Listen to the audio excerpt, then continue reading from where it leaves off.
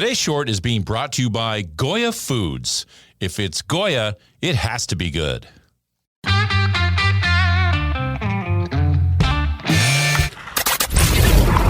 Your daily game plan for success. It's Sachs in the Morning. Steve Sachs. Hi, Steve Sachs here with Sachs in the Morning, and happy Wednesday to everybody. It's so good to be with you. We're going to talk about something that I feel very, very strongly about today, and that is the simple fact that quitting is not an option. Do not quit. All right. You know, there's a lot of stuff that I can put up with in this world, and then there's other things I absolutely cannot put up with. I'll give you two examples. Number one example is people that are extremely obsequious. People that are an absolute sycophant. And I'm not going to tell you what those words mean. I want you to go look them up. If you don't know what they mean, go look up obsequious and sycophant. All right. Those are two things that I really despise.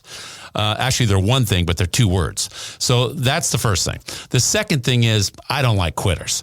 I can't stand people that throw in the towel and just give up.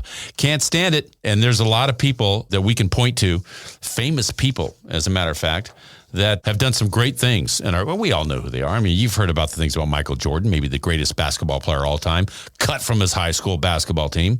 How about people said that Walt Disney, he lacked imagination. He wasn't going to make anything. Or Steven Spielberg. This guy was rejected from film school 3 different times. And the list goes on and on and on, okay? So nothing really debilitates us as much or as scary as the fear of failure. And research shows that, the fear of failure tops the list of all our phobias.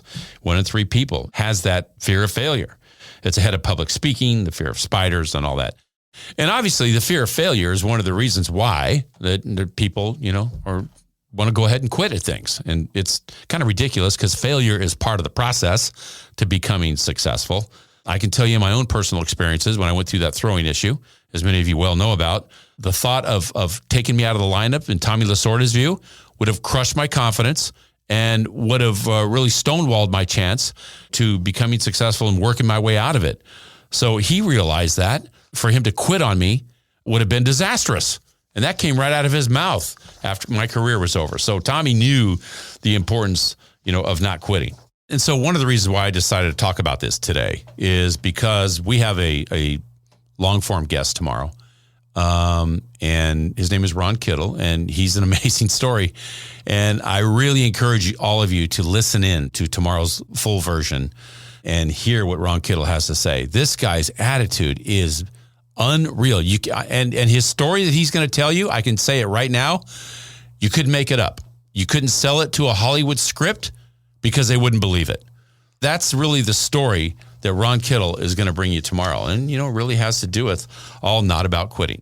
So I wanted to finish off today with a poem.